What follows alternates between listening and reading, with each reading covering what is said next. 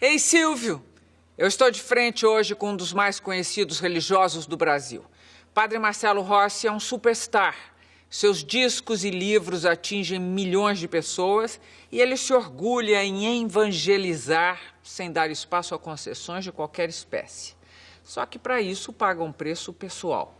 O Padre Marcelo está saindo de uma depressão que o pegou de jeito e o fez perder quase 30 quilos. Refeito, bem disposto, ele volta com um disco novo, tá aqui. Correndo 20 quilômetros por dia. Já vamos falar sobre isso. Mais reflexivo e quer ajudar as pessoas que vivem essa doença, conhecida como mal do século XXI, com seus conselhos e a sua experiência. Padre Marcelo, bem-vindo. Alegria. Sabe a alegria que eu tô também? Eu andei lendo matérias, entrevistas que você andou dando e eu fiquei contente, porque achei que você está se colocando, está se expondo e acho que isso é uma forma de se ajudar. Eu te senti muita pena de você com essa história da depressão. Sabe por quê? Depressão é esse mal terrível, mal do século, como dizem. Do milênio, né? Do milênio. E eu fiquei imaginando isto, entenda o que eu vou dizer, na solidão do sacerdócio. Deve ser muito complicado. Como é que foi que começou? Como é que se deu isso com você? Na verdade, eu completei 20 anos de padre. Tá? Então, um período passa rápido. Eu amo o que faço. Primeiro, eu lido com muitas pessoas deprimidas. E a tendência é você somatizar. Porque você acaba de falar com uma pessoa que foi violentada. Você pega outra pessoa que não foi violentada, mas está passando por uma situação complicada. Outra deprimida. Eu não consigo entrar no meu quarto, fechar a porta do meu quarto e desligar. Então, querendo ou não, você sofre junto, você sofre com. O grande problema foi que quando eu comecei, Deus permitiu, eu digo isso, que eu comentei um dia para minha irmã Marta, porque eu recebo muitas cartas. E eu acho, Gabi, uma coisa eu recebo muitas mesmo, tá? E-mails. E daí você lê tudo? Eu não vou dizer que eu leio tudo, eu vou mentir. Mas eu pego a Marta e mais 2 pessoas da minha confiança, só elas podem abrir. A Marta é minha irmã caçula, tá? Então, porque eu acho que quem escreve para mim, ela está se confessando. E se eu escrevo para alguém, eu não gostaria que outra pessoa abrisse. Então, eu rezo, oro, e graças a Deus muitas coisas vêm na minha mão, o que é possível eu respondo, tá?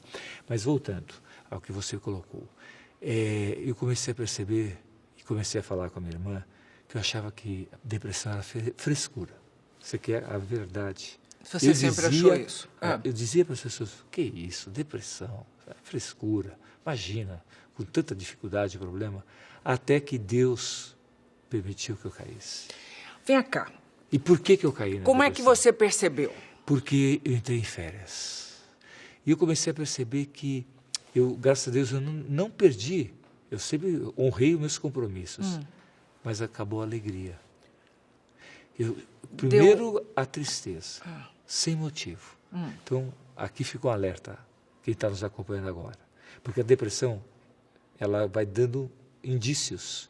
Tanto que eu escrevi, na verdade, um livro, e depois a gente vai comentar, e depois o CD, porque foi a minha resposta para sair disso. Mas você foi diagnosticado com depressão? Não, eu entrei, porque eu trabalho com psiquiatras, amigos, não trabalho com psicólogo, com todo carinho aos psicólogos, mas eu brinco que o psicólogo é um terapeuta para ficar escutando os outros. O psiquiatra é que indica remédio, que dá remédio.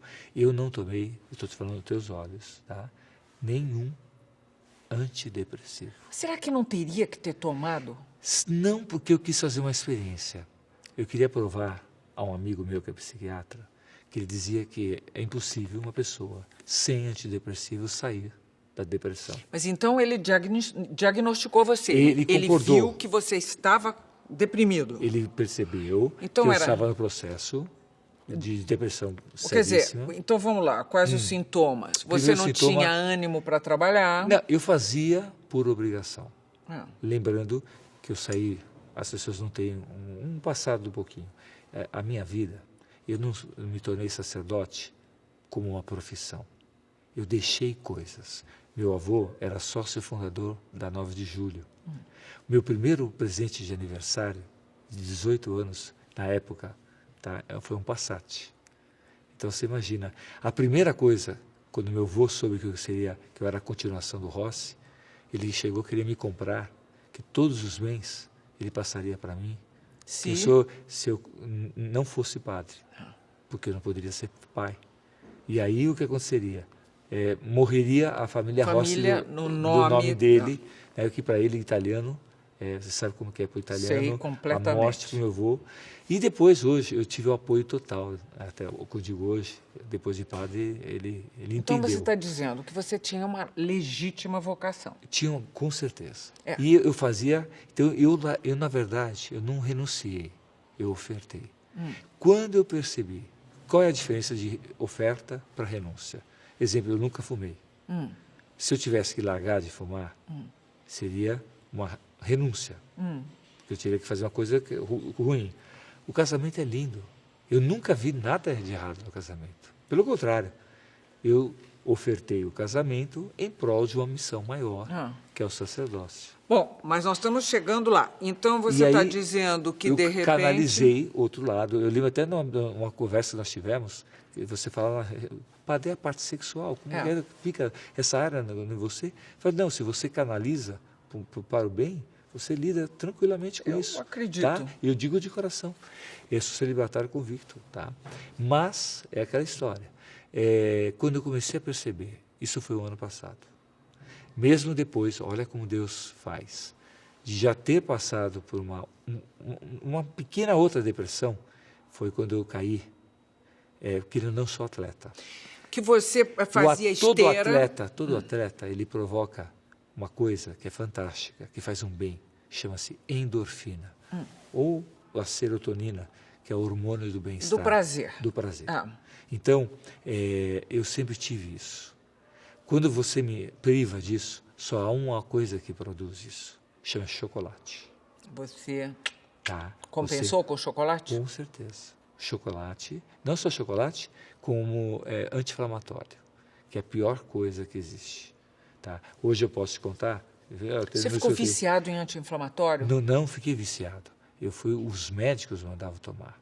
Porque eu tenho 1,95 m, eu não tenho hernia de disco, mas eu tenho a chamada discopatia degenerativa. Sei. Quem não sabe de hernia de disco, as pessoas não têm noção, é uma protusão total que há entre as vértebras.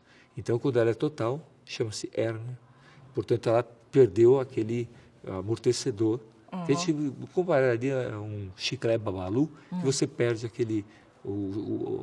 O que tem, né? Você perde o amortecedor. Então, a médica, ela foi muito clara comigo, foi uma japonesa, por sinal. O hospital foi, até hoje eu lembro, nem para o brasileiro, e ela chegou, olha, você tinha 18, 19, 20 anos, ela me deu até a minha idade. Você puxou muito ferro. Você chegou a tomar anabolizante esteroide. E tomou mesmo? Tomei. Tá, foi a única droga, realmente, que durante 2 anos e pouco, cheguei a tomar até de cavalo. Isso antes do... Isso antes de ser padre. Antes do seminário? Antes de tudo. Isso é vaidade pura. Tá? Tanto que foi um dos motivos de realmente, até no namoro, muitas vezes não dar certo, porque eu era muito vaidoso. Muito dedicado a isso. Então, as meninas queriam ir para a balada. E eu tinha apartamento em Santos. Minha família tinha apartamento em Santos. Desde que eu conheço como gente, minha primeira namorada foi de Santos. Tá? Então, ela queria sair. Eu falei assim, mas se eu saio, eu não vou poder render na ginástica. Então, eu treinava desde os 14, 15 anos. Espera aí, agora deixa eu organizar essa entrevista. Bom, você se machucou quando estava correndo na esteira. Eu nunca gostei muito de esteira. Eu prefiro, mas a minha vida, desde que eu entrei na mídia, é impossível. Eu tentava correr em Ibirapuera, mesmo de madrugada, as pessoas me encontravam, me viam. Por quê? 1,95 m, com essa orelha que chama atenção. O padre Marcelo Rossi. Não tem como. Tá? Então, a pessoa me vê, tá? Exemplo, muitas vezes eu conheci o mundo todo. Eu fui pregar no mundo todo. E eu fazia, meu hobby era correr. E quantas vezes me pegavam. Deixa eu entrar aí no meio. Eu precisava colocar umas perguntas para você. Entra à vontade. Depressão. Vamos definir depressão, vai em cima. O que é depressão que eu compreendi poder ajudar as pessoas? É um estado em que você perde o ânimo de vida. Conforme o grau... Não tem vontade de acordar, de praticar qualquer tipo de atividade. Tem uma coisa que é pior. Qual é? Pensamentos autodestrutivos. Autodestrutivos que podem levar ao suicídio. E aí eu quero te fazer uma pergunta. Eu tenho suicídio na família. Meu avô, ele tirou a própria vida. Jura? Juro. Eu não conheci meu avô. E você chegou a pensar nisso? Cheguei a pensar nisso. Falei, meu Deus, será que eu herdei alguma coisa que foi... Mas não foi nada disso. Agora, é uma pergunta quase técnica. No sacerdócio, na igreja como um todo, existem casos de suicídio que a gente nem fica sabendo? Que eu saiba, eu estou olhando para que eu nunca, eu saiba sobre isso, não. Não? Eu já peguei vários casos de suicídio, tá, que eu até achava que era frescura, eu comentei com você antes, que hoje eu vi que não é. E eu comecei a perceber como sair, porque é uma armadilha. Mas se você quisesse, lhe seria permitido fazer uma psicanálise? Uma terapia? E você não quis? Não é que eu não quis. Eu tinha um psiquiatra, um amigo meu, ele mesmo falou. Conversava com você? Eu conversei, falei assim, eu vou sair sozinho.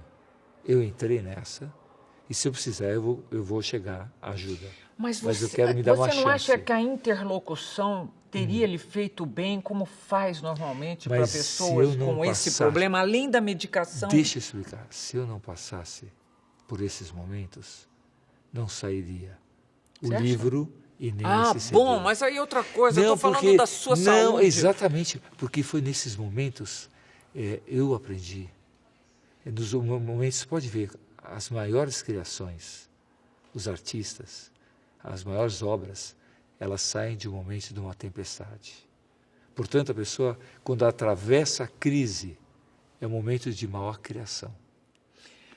Até então, a tendência é você, no meu caso, assim é que eu comigo. Você sempre foi muito produtivo. Produtivo, mas para escrever, para parar, porque eu sou muito terrível. Minha irmã, eu devoro um livro. Ela era terrível. Exemplo, eu pego um livro, eu leio, eu faço um resumo do livro rapidinho. Eu fiz 3 faculdades. Tá? As pessoas falavam, você é malandro, tá? Me chamavam CDF. Né?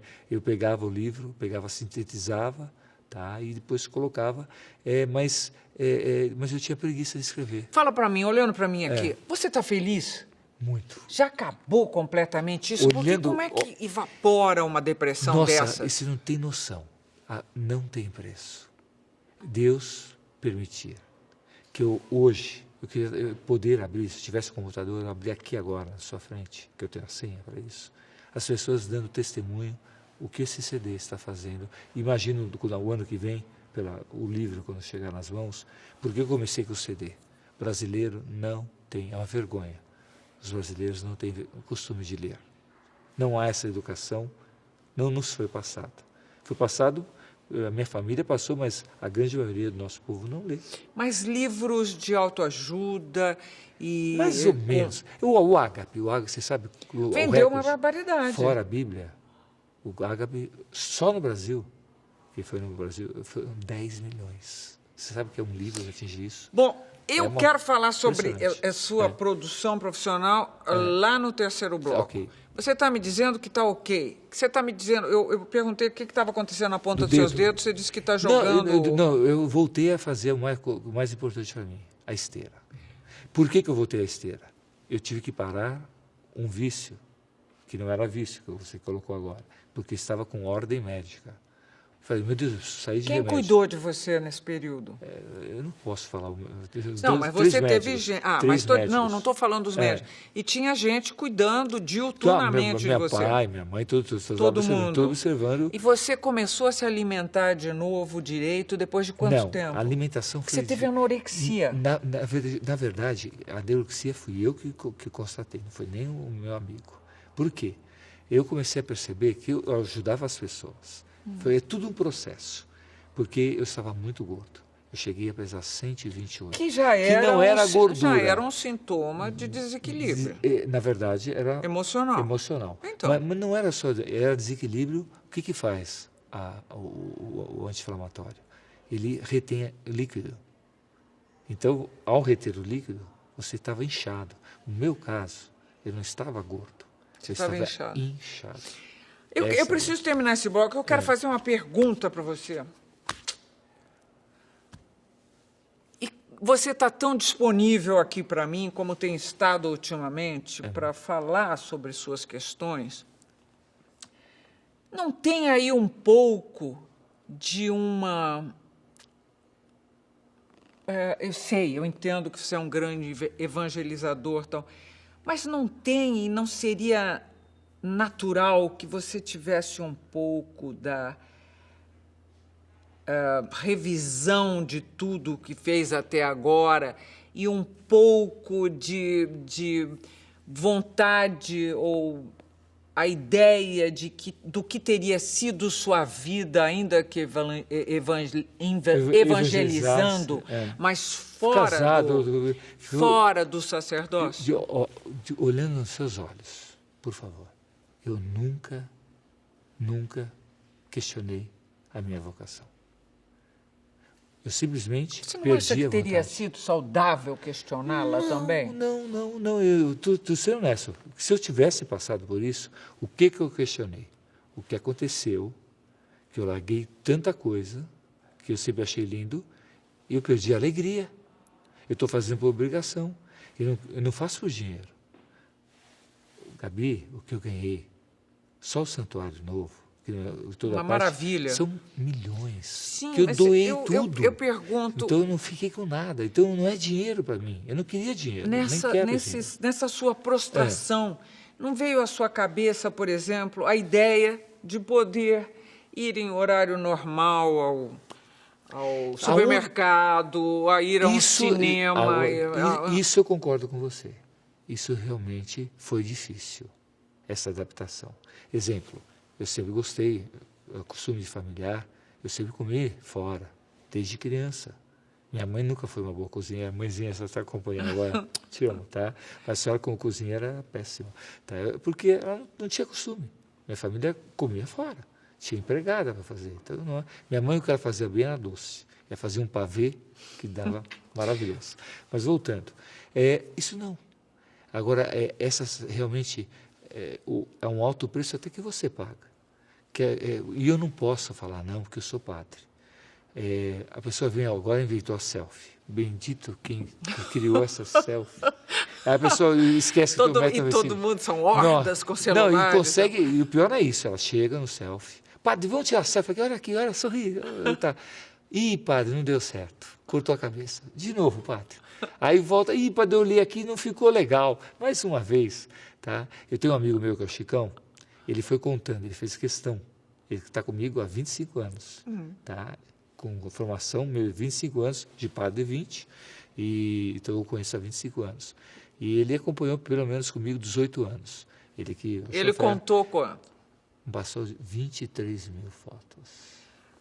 Deus me livre! Você sabe até que saiu isso? Rápido dessa depressão. Estou falando. Eu tenho que fazer eu vou fazer um intervalo. Nós estamos terminando o primeiro bloco de frente com o padre Marcelo Rossi. Nós voltamos em seguida. Até já.